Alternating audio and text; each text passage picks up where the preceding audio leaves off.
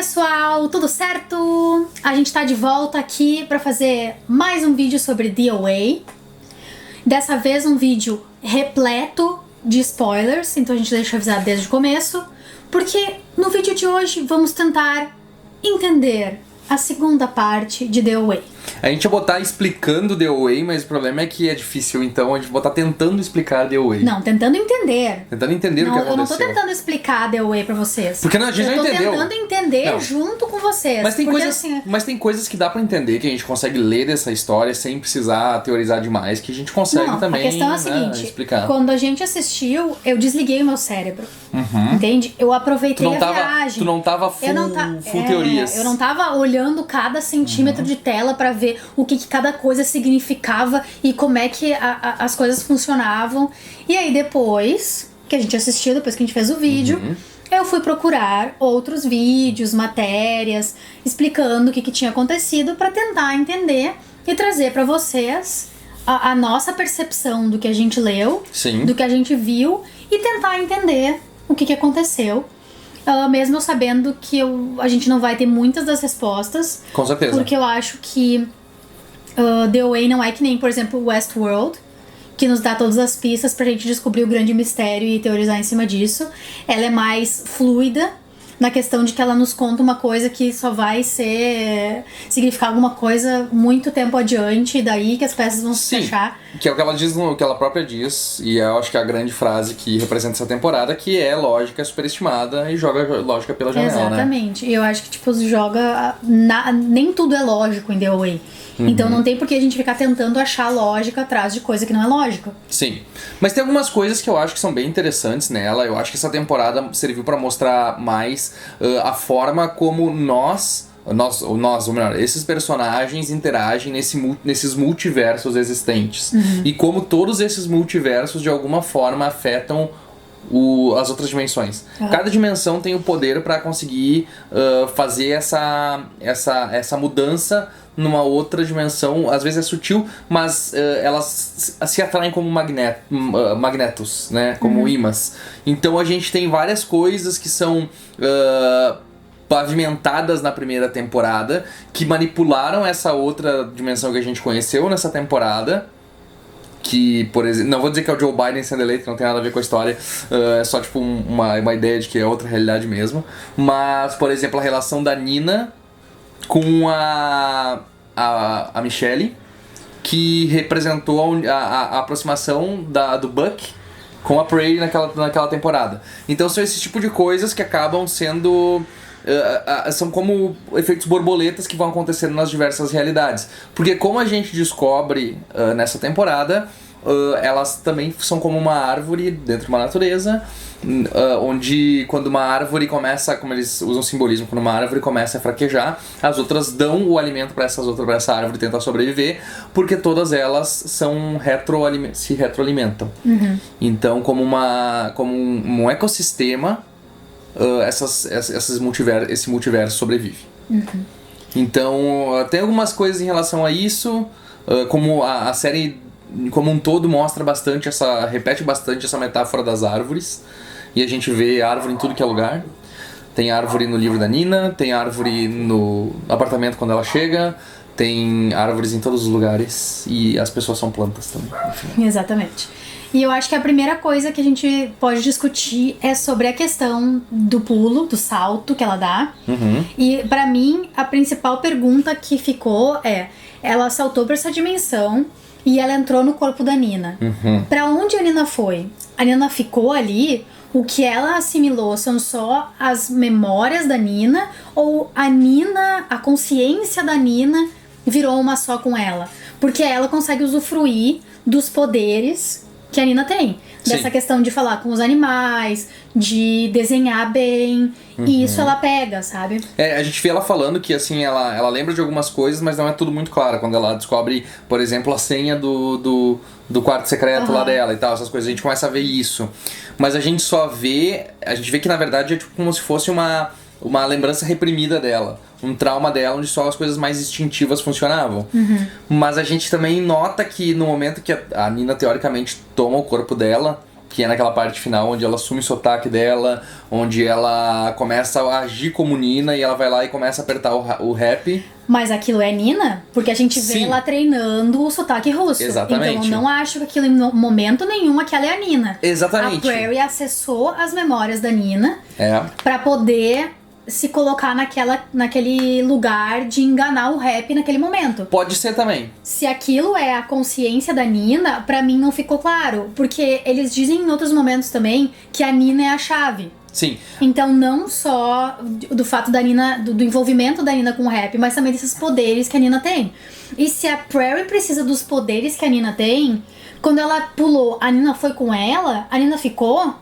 Pois então, aí quando a gente tá... Ela assimilou os poderes? Tipo... Naquela cena, essa cena dela indo encontrar o rap se passa logo depois daquele momento onde ela tem aquele encontro com ela mesma na árvore, que tem toda essa discussão de que tudo se retroalimenta, de que elas são coisas assim. Eu acredito que nesse momento ela tenha deixado a Nina tomar, pra ela tomar certas atitudes que ela precisava da Nina naquele momento. E aí no momento que elas se confrontam com aquela realidade de que ele pegou e fez as pessoas virarem um jardinzinho pessoal dele ali, pra ele poder colher as coisas, eu acho que nesse momento elas começam a ter um processo de se tornar uma só, que é quando ela vira a Away de novo. Que daí justamente nesse momento que elas se integram, que elas passam a ser uma só, ela vira o anjo, ela ganha asa, ela sai flutuando e tem todas aquelas coisas acontecendo. Ela é o anjo desde o começo. Não, ela sim, é mas ela lembra de ser o anjo. Ela lembra, ela é que tu falar isso dá a entender que quando a Prairie saltou pra próxima dimensão, não ia ter uma Nina pra voltar pro corpo. Se ela Sim. assimilou a Nina sumiu. Quando a Prairie pulasse, a Nina ficaria. A Nina não ficaria.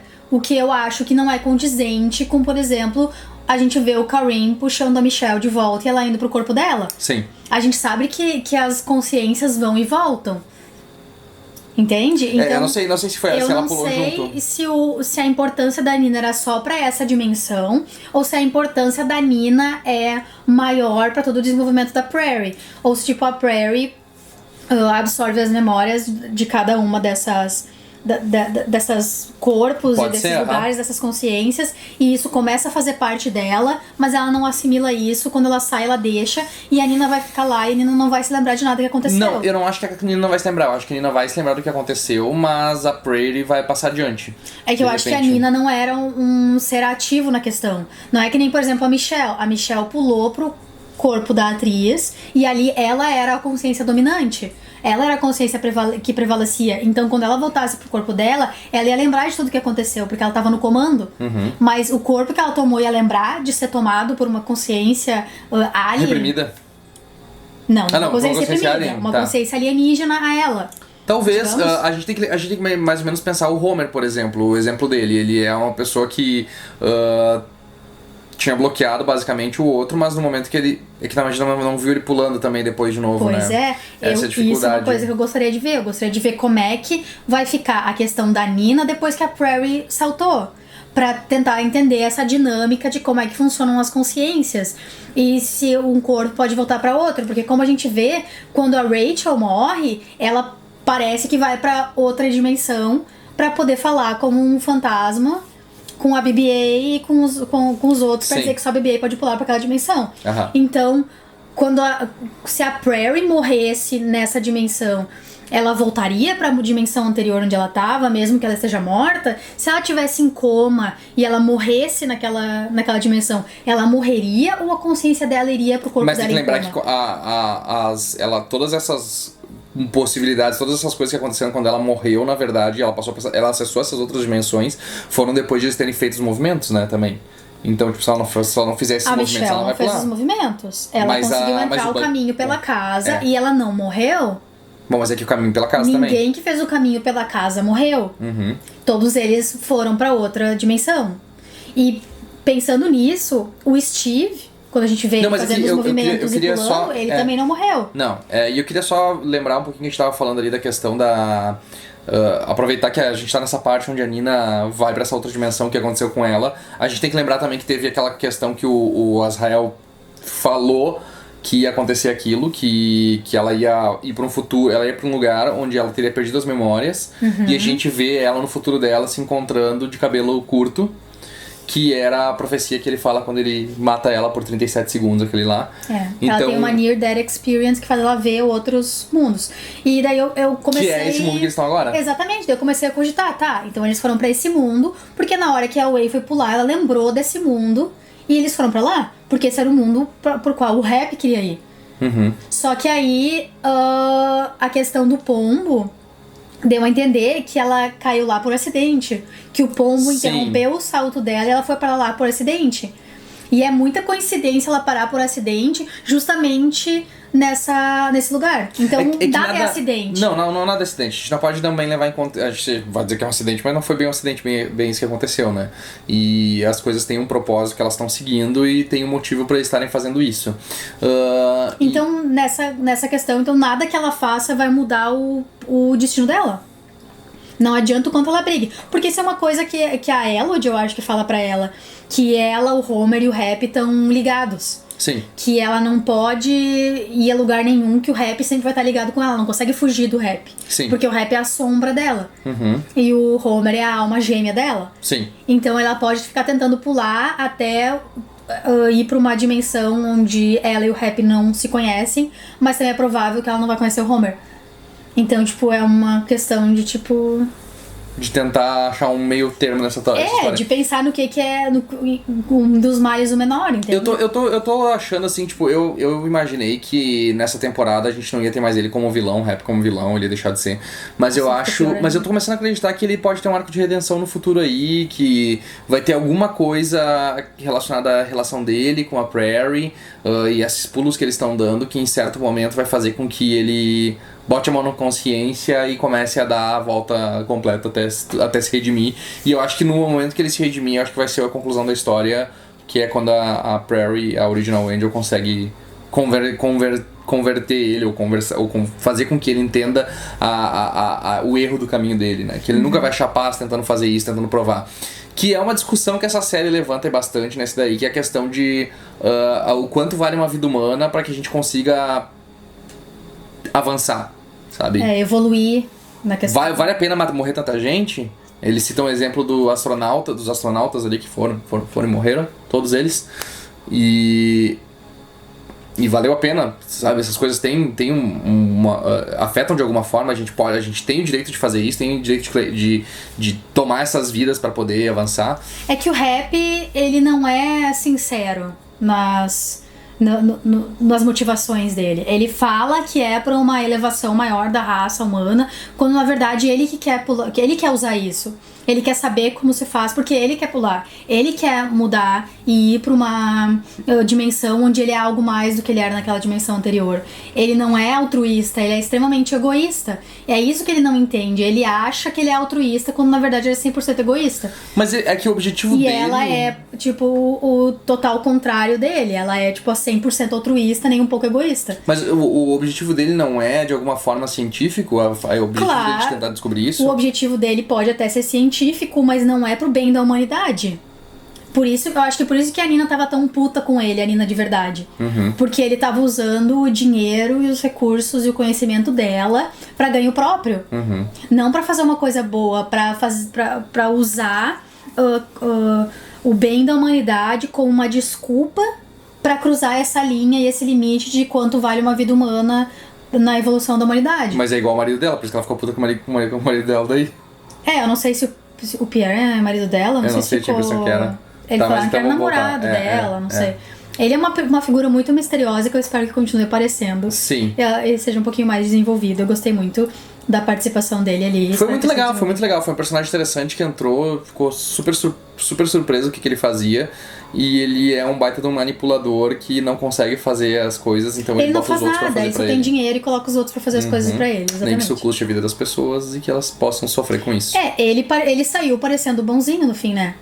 Quando ele colocou... Porque ele colocou a Michelle na casa dele, salvou ela do Rap, a avó dela tava ali, eles chamaram o Kareem pra encontrar isso porque ele sabia do sonho. Mas é que era pro ganho dele também, né? Isso pega no ganho dele também, ele não tá fazendo isso altruísta e bonzinho porque ele quer. Mas eu acho que esses pontos assim que são levantados e que fazem com que a história tenha um pouco mais de profundidade do que simplesmente ser uma uma viagem, uma perseguição interdimensional entre as pessoas. A outra coisa que eu achei interessante foi a questão do Azrael falar pra ela que ela tem um irmão em cada dimensão. Que tá lá pra ajudar ela. Sempre lá o pra que me proteger faz ela. pensar que, infelizmente, eu acho que a gente não vai ter o Kareem na próxima temporada.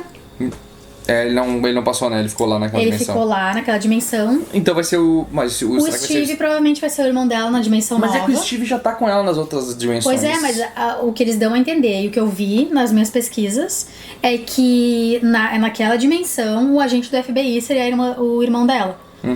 Que é o Salim do American Gods. Sim, Daí nessa segunda dimensão é o Kareem, Então vai ser alguém que foi vai quem ser... salvou ela. Vai ser Selim, ou Borim, ou Tolim. Não, o nome dele é Salim em American Gods. Não nessa. E talvez o Steve seja o irmão dela, querendo ou não, nessa dimensão. Talvez, mas é que eu acho que ele é mais do que só irmão dela. Ele tem uma... A relação deles é mais de... Eu acho que é mais profunda que a relação de irmão, assim, por conta dessas ideias de eles terem se desenvolvido os movimentos e terem feito. Mas pode ser que seja ele também, não sei. Eu acho que talvez na próxima temporada o Steve vai agir como o papel do Homer.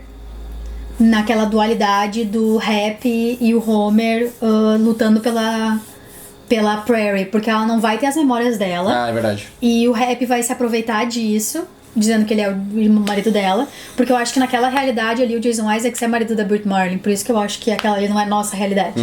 É uma realidade ligeiramente diferente da nossa. Mas que eles estão fazendo a mesma coisa, né? É, porque ele é super famoso, se ele dissesse, ela é minha mulher, todo mundo ia saber que ele não era mulher dele. Pois é. Então eu acho que vai ser, tipo, talvez seja o arco de redenção do Rap, quando ele se aproxima da Prairie. Pode ser. E ali nós vamos ter o Steve sendo o Homer da história, querendo proteger a Prairie do Rap. Sim. E querendo fazer com que ela se lembre. Enquanto isso, o Homer tá procurando a Prairie, porque nós temos a Prairie dizendo pra ele que talvez você precise me achar. E a gente tem E que talvez ele tenha aquele pulado glimpse, pro né, lugar também. certo. A gente tem ele tendo aquele sonho dele procurando ela e com a mulher das peles. A coisa mais bizarra do mundo. A coisa mais bizarra da temporada.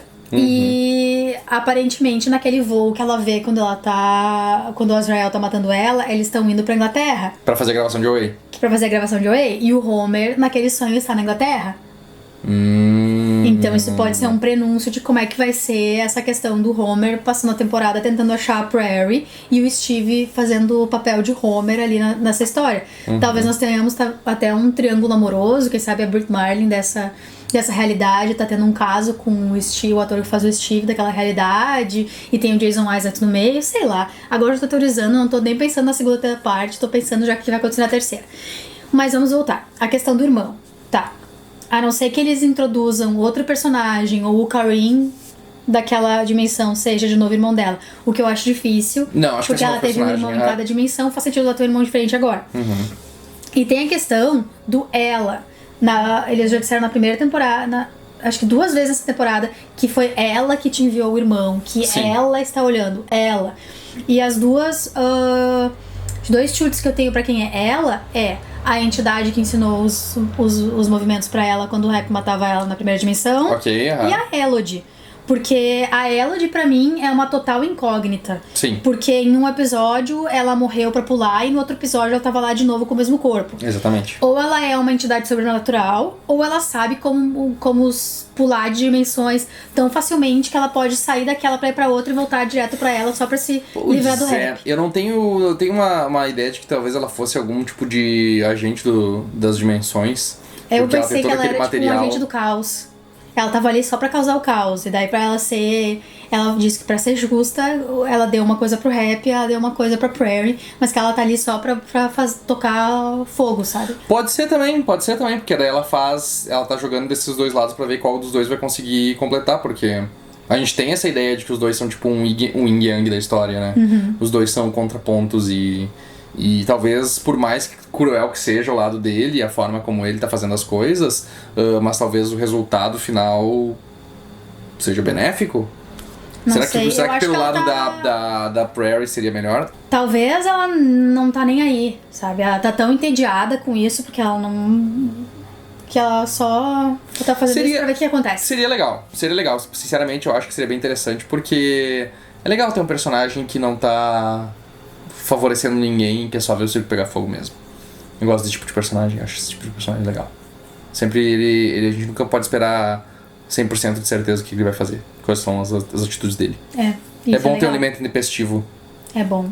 E outra coisa que eu achei bem legal num vídeo que a gente viu é essa questão da casa representar os movimentos, e por isso que ela leva pra outra dimensão. Que o jeito que ela foi construída e o jeito com que ela deve ser... Atravessada? porque ela deve ser atravessada, tipo, de ir, voltar e subir, descer. Seria, tipo, os movimentos que tu faz pra pular, e por isso que tu vai pular pra aquele lá. Só que, pra pessoas que não sabem como ir pra dimensão que elas querem voluntariamente, eles estão indo muito bem pras dimensões que eles querem voluntariamente. E isso é uma coisa que ficou meio... Vago, porque mas será que a casa não interpreta de alguma forma? Parece um desafio, mas não é um desafio, porque todo mundo consegue facinho. É que aí a gente tem que lidar com a ideia de que eles não estão trabalhando com uma coisa que é só causal, e que, vamos dizer assim, eu vou abrir um portal pra uma dimensão e não sei o que vai ter do outro lado. Tem alguma coisa guiando essas viagens dimensionais, nem que seja o subconsciente deles e as ligações que eles têm. Porque, como a gente sabe, eles têm dentro da mente deles os multiversos que precisam ser cultivados para que possa se extrair alguma coisa deles.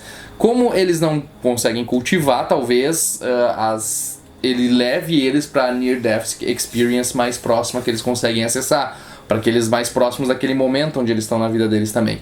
E como a gente pode ver pelo Karim nessa temporada, e com as relações que eles fizeram em relação aos astronautas, que quando os astronautas viajaram para o espaço, eles tiveram uma vista da Terra, onde eles conseguiram ver toda a Terra de uma outra forma. A casa e o portal por onde o Karim olhou tudo aquilo serve como isso também.